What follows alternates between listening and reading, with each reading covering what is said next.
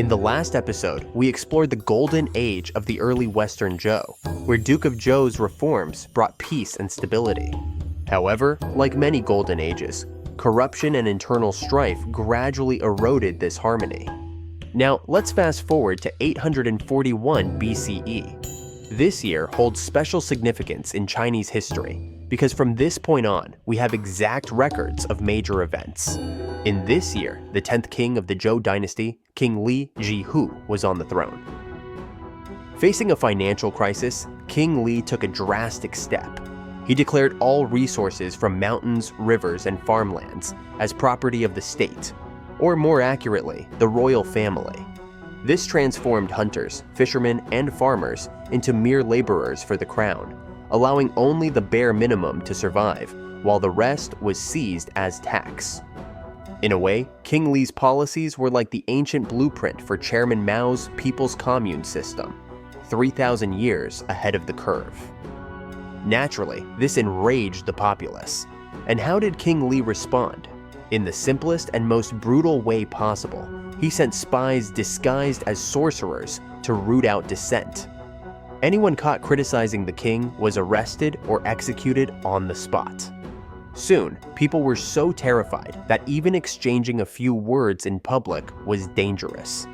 This gave rise to the Chinese idiom, "People communicate only through eye contact."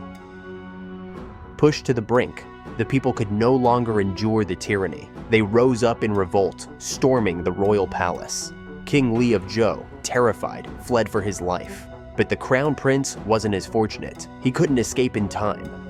The rebels demanded the prince be handed over.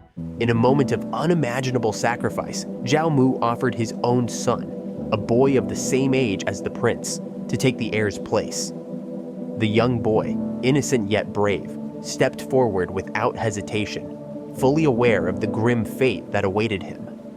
The false prince was executed, his life offered in place of the true heirs. With this tragic act, the rebellion subsided. But King Li of Zhou's fate was sealed.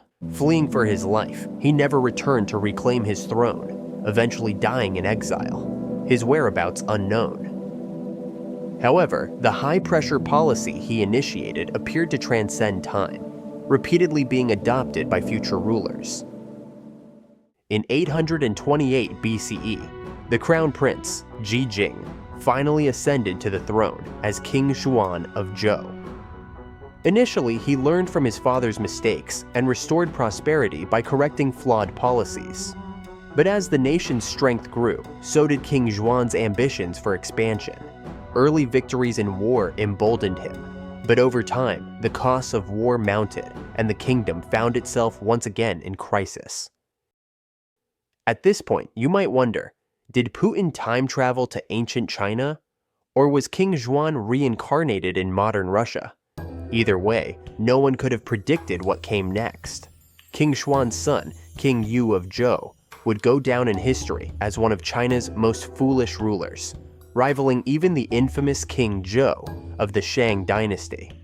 But while King Zhou was feared for his cruelty, King Yu became notorious for his sheer absurdity. The fall of the Western Zhou Dynasty serves as a reminder of how poor decisions can bring even the mightiest kingdoms to ruin. In our next episode, we'll dive into how King Yu's reckless choices sped up the dynasty's collapse.